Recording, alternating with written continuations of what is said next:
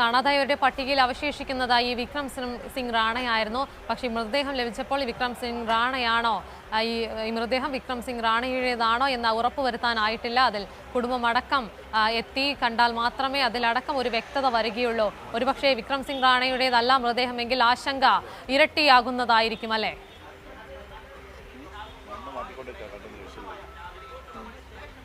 ഉമ, ഇപ്പോൾ മണ്ണ് മാറ്റിക്കൊണ്ടിരിക്കുന്നതാണ് നമ്മൾ കണ്ടുകൊണ്ടിരിക്കുന്നത്. ആ മൃതദേഹം എടുത്തുകൊണ്ടിരിക്കുന്ന ദൃശ്യങ്ങൾ അതാണ് നമ്മൾ കണ്ടുകൊണ്ടിരിക്കുന്നത്. എന്തായാലും വിക്രം റാണയുടെ ബന്ധുക്കൾ എത്തിച്ചേർന്നിട്ടുണ്ട്. അവർക്ക് അത് തിരിച്ചറിയാൻ സാധിക്കുമോ എന്നുള്ള കാര്യം ഇത്രയും ദിവസങ്ങളായി, അതുകൊണ്ട് തന്നെ മൃതദേഹം പെട്ടെന്ന് തിരിച്ചറിയാൻ സാധിക്കുമോ എന്നറിയില്ല. എന്നാൽ പോലും ബന്ധുക്കൾ ഇവിടെ ഉള്ളത് കൊണ്ട് തന്നെ അത് തിരിച്ചറിയാൻ സാധിക്കുമോ എന്നുള്ള ഒരു പ്രതീക്ഷ കൂടിയുണ്ട്. ഇപ്പോൾ ഫയർഫോഴ്സ് അവിടെ തിരച്ചിൽ മൃതദേഹം എടുക്കാനുള്ള ഒരു പ്രവൃത്തി ചെയ്തുകൊണ്ടിരിക്കുന്ന ദൃശ്യങ്ങളാണ് നമുക്ക് കാണാൻ സാധിക്കുന്നത്. എന്തായാലും കണക്ക് അത് കമ്പനി നൽകിയ കണക്കാണ്. ആ 18 പേരിൽ ഇന്ന് വിക്രം റാണയെ കൂടിയാണ് കണ്ടെത്തിയതെങ്കിൽ ഇന്ന് തിരച്ചിൽ അവസാനിപ്പിക്കാൻ ഉള്ള സാധ്യതയുണ്ട്. മണ്ണ് നീക്കം ചെയ്യുന്ന പ്രവൃത്തികളാണ് ഇനി ഇവിടെ നടക്കാനുള്ളത്. അതുപോലെ തന്നെ ഇവിടെ ഒരു വീട് തകർന്നു കിടക്കുന്നുണ്ട്. അതൊക്കെ തന്നെ അതിന് ചുറ്റുമുള്ള മണ്ണൊക്കെ തന്നെ മാറ്റി കൊടുക്കേണ്ടതുണ്ട്. അത്തരം പ്രവർത്തനങ്ങളായിരിക്കും ഇനി നടക്കുക എന്നാണ് പ്രതീക്ഷിക്കുന്നത്. അതുപോലെ തന്നെ ഇനി എന്താണ് ഈ ഒരു ഉരുൾപൊട്ടലാണോ ഉണ്ടായത്, അതുപോലെ തന്നെ അല്ലെങ്കിൽ ഈ ഒരു മണ്ണ് കൂട്ടിയിട്ടത് കൊണ്ടാണോ, തുരങ്കപാത നിർമ്മാണവുമായി ബന്ധപ്പെട്ട് മണ്ണ് കൂട്ടിയിട്ടത് കൊണ്ടാണോ, മനുഷ്യനിർമ്മിതമായ ഒരു സംഭവമാണോ, അല്ലെങ്കിൽ വലിയൊരു ദുരന്തമാണോ നടന്നത് എന്നുള്ളതൊക്കെ തന്നെ ഇനിയാണ് പരിശോധനയ്ക്ക് വിധേയമായി മുന്നോട്ട് പോവുക. അതിനുള്ള സാങ്കേതിക വിദഗ്ധർ, ശാസ്ത്രീയമായ അന്വേഷണം നടത്തേണ്ട ആളുകളൊക്കെ തന്നെ എത്തിച്ചേരും. വിദഗ്ധ സംഘം ഏറ്റവും അടുത്ത ദിവസങ്ങളിൽ എത്തിച്ചേരും എന്നാണ് മന്ത്രി ടി സിദ്ദിഖിനോട് നേരത്തെ പറഞ്ഞപ്പോഴൊക്കെ തന്നെ അറിയിച്ചിട്ടുള്ളത്. എന്തായാലും അതുമായി ബന്ധപ്പെട്ട് ഈ ഒരു ദുരന്തത്തിന് കാരണം എന്താണ് എന്നുള്ളത് കണ്ടെത്തേണ്ടിയിരിക്കുന്നു. അതുപോലെ തന്നെ ഈ ദുരന്തബാധിത പ്രദേശത്തോട് അടുത്ത സ്ഥലങ്ങളിലുള്ള ആളുകളെ വീണ്ടും ആ പ്രദേശത്തേക്ക് തന്നെ മാറ്റിയിരിക്കുന്നുണ്ട്. ക്യാമ്പ് അവസാനിപ്പിച്ചു. ഇന്നലെ ഉച്ചയോടുകൂടി തന്നെ ക്യാമ്പ് അവസാനിപ്പിച്ച് അവരെ തിരിച്ചുവിട്ടിരിക്കുകയാണ്. ഇതൊക്കെ തന്നെ എന്നാൽ അവർക്കൊക്കെ തന്നെ വലിയ വിഷമം, പേടി ഉണ്ടായിട്ടുണ്ട്. കാരണം മലയുടെ ഒരു ഭാഗം എന്തായാലും അടർന്നു വന്നിട്ടുണ്ട്. ഒരു ചെറിയ ഭാഗം മണ്ണ് ഒലിച്ചു വന്നിട്ടുണ്ട്. അതുപോലെ തന്നെ ഇത്രയും വലിയൊരു ദുരന്തമാണ്. ഏകദേശം മരിച്ചവരുടെ എണ്ണം 8ആയി. ആ 8 പേർ മരിച്ച ഒരു ദുരന്തം മുന്നിൽ കണ്ടുകൊണ്ട് നിൽക്കെ ഇനിയും മഴ ശക്തമാകാനുള്ള സാധ്യതയുണ്ട്. ആ സമയത്ത് പോലും ഈ പരിസര പ്രദേശങ്ങളിലെ ആളുകളെ മാറ്റി താമസിപ്പിക്കാൻ ഇതുവരെ അധികൃതർ തയ്യാറായിട്ടില്ല. ക്യാമ്പുകൾ വീണ്ടും അല്ലെങ്കിൽ ക്യാമ്പുകളിൽ നിന്ന് വാടക വീട്ടിലേക്ക് മാറ്റണം എന്നുള്ളൊരു ആവശ്യം തൊഴിലാളികൾ അടക്കം ഉന്നയിച്ചിരുന്നു. മീനാക്ഷി എസ്റ്റേറ്റിലെ തൊഴിലാളികളെയും ഉന്നതിയിലെ തൊഴിലാളികളെയുമാണ് ഇവിടേക്ക് മറ്റ് ക്യാമ്പുകളിലേക്ക് മാറ്റിയിരുന്നത്. അവരൊക്കെ തന്നെ ആവശ്യപ്പെട്ടത് ഇത്തരത്തിൽ വാടക വീടുകളിലേക്ക്, കുറച്ച് അകലെ മാറിയുള്ള വാടക വീടുകളിലേക്ക് മാറ്റണം എന്നുള്ളത് തന്നെയായിരുന്നു. എന്നാൽ അതൊന്നും തന്നെ ചെയ്തിട്ടില്ല ഇതുവരെ.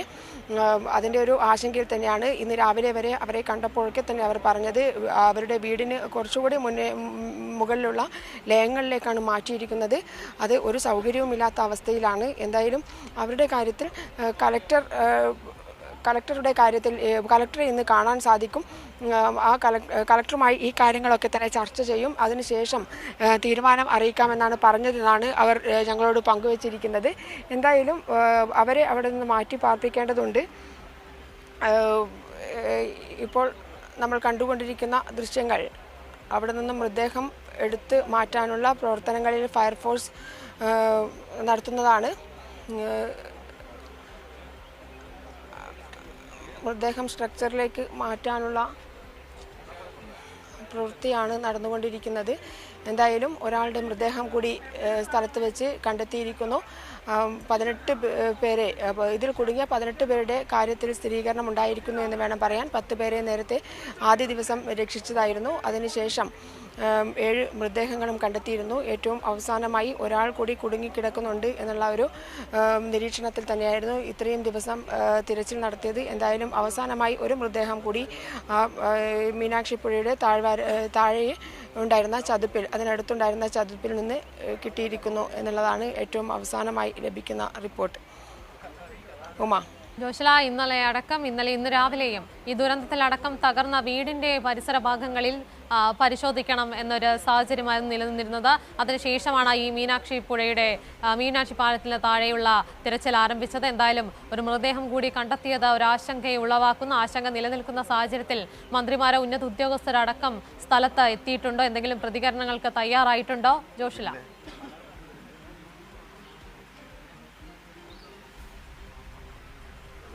ഇതുവരെ ഒരു പ്രതികരണത്തിനും തയ്യാറായിട്ടില്ല.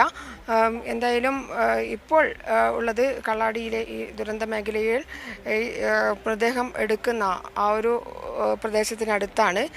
മറ്റുള്ള പ്രതികരണങ്ങളൊന്നും തന്നെ ഇതുവരെ വന്നിട്ടില്ല. ഉമ ജോഷില, അതേസമയം ഈ തിരച്ചിലിനുണ്ടായ കാലതാമസം അടക്കം മറുഭാഗത്ത് വലിയ രീതിയിലുള്ള വിമർശനങ്ങൾ ഉയർത്തി കാണിക്കുകയാണ്. ഈ ബസ് ഉയർത്തുന്നതിലടക്കം വലിയ രീതിയിലുള്ള ഒരു വീഴ്ച, ഒരു മന്ദഗതിയാണ് നമ്മൾ കണ്ടുകൊണ്ടിരുന്നത്. അതേസമയം ഇപ്പോൾ ഒരു മൃതദേഹം ലഭിക്കുമ്പോൾ അതേ ഒരു ചോദ്യം തന്നെയാണ് ഉയരുന്നത്. ഈ ഒരു കാലതാമസം ഉണ്ടായത് തിരച്ചിലിലടക്കം ഉണ്ടായ ഒരു മന്ദഗതിയാണ് മറുവശത്ത് വിമർശനമായി ഉയരുന്നത്.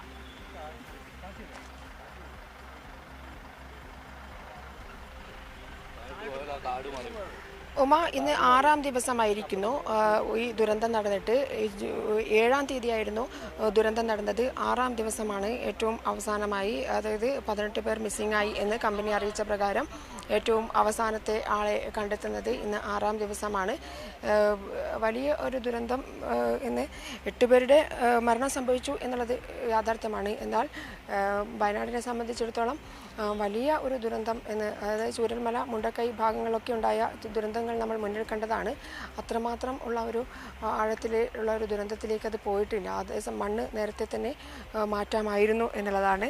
എന്നാൽ മണ്ണ് അത്രയേറെ ഇവിടെ നിന്നും മാറ്റാനുള്ള തീവ്രതയോടുകൂടി അല്ലെങ്കിൽ വേഗതയോടുകൂടിയ ഒരു നീക്കം ആദ്യ ദിവസങ്ങളിൽ ഉണ്ടായിട്ടുണ്ടോ എന്നുള്ളതടക്കം പരിശോധിക്കപ്പെടേണ്ടതാണ്. എന്തായാലും ഒരാളുടെ മൃതദേഹം കൂടി കണ്ടെത്തിയിരിക്കുന്നു എന്നുള്ളത് ബന്ധുക്കളെ സംബന്ധിച്ചിടത്തോളം അല്ലെങ്കിൽ ഈ ഒരു സമയത്തെ സംബന്ധിച്ചിടത്തോളം എന്തായാലും ഈ മണ്ണിനടിയിൽപ്പെട്ടാൽ ജീവൻ ബാക്കിയാവാൻ സാധ്യതയില്ല എന്നുള്ളത് നേരത്തെ തന്നെ എല്ലാവർക്കും അറിയാവുന്നതാണ്. എന്നാൽ പോലും ഇപ്പോൾ ഒരാളെ കൂടി കണ്ടെത്തിയിരിക്കുന്നു എന്നുള്ളതാണ്. ബാക്കി അത് വിക്രം റാണയുടെ തന്നെയാണോ എന്നുള്ളതിലാണ് ആശങ്ക ഇപ്പോൾ നിലനിൽക്കുന്നത്, അല്ലെങ്കിൽ മറ്റാരെങ്കിലും ഇതിൽ പെട്ടോ എന്നുള്ള ഒരു കാര്യം കൂടി അത് ആശങ്കയായി നിലനിൽക്കുകയാണ്. എന്തായാലും അല്പസമയത്തിനകം തന്നെ അക്കാര്യത്തിലൊരു തീർച്ചയുണ്ടാകും. ഞാൻ നേരത്തെ സൂചിപ്പിച്ചതുപോലെ തന്നെ വിക്രം റാണയുടെ ബന്ധുക്കൾ ഇവിടെയുണ്ട്.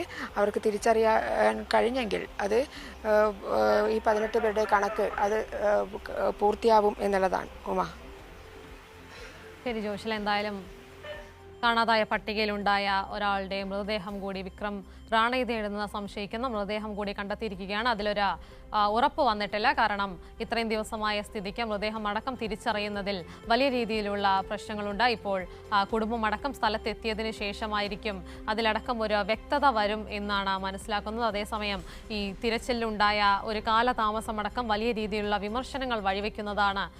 ഈ ബസ് ഉയർത്തുന്നതിലടക്കം മീനാക്ഷി പാലത്തിൽ വീണ ബസ് ഉയർത്തുന്നതിലടക്കം ഉണ്ടായ ഒരു കാലതാമസം ഈ മൃതദേഹം കണ്ടെത്തുന്നതിലും ഒരു മന്ദഗതി വരുത്തി എന്നൊരു വിമർശനവുമാണ് ഉയരുന്നത്. എന്തായാലും ഈ സംസ്ഥാന സർക്കാർ അടക്കം പരസ്പരം പഴി ചാരുന്നതിലടക്കം ഈ ഒരു സാഹചര്യത്തിലും ആശങ്ക ഉയർത്തുന്നതാണ്. മാത്രമല്ല ക്യാമ്പിലടക്കം, ദുരിതാശ്വാസ ക്യാമ്പിലടക്കം വേണ്ടപ്പെട്ട ആവശ്യങ്ങൾ, അവരുടെ അടിസ്ഥാന ആവശ്യങ്ങൾ പോലും നിറവേറ്റാൻ സംസ്ഥാന സർക്കാരിന് കഴിയുന്നില്ല എന്ന വിമർശനവും മറുവശത്ത് ശക്തമാവുകയാണ്. PV ജോഷിലെയാണ് സംഭവസ്ഥലത്ത് നിന്ന് വിവരങ്ങൾ നൽകിക്കൊണ്ടിരിക്കുന്നത്.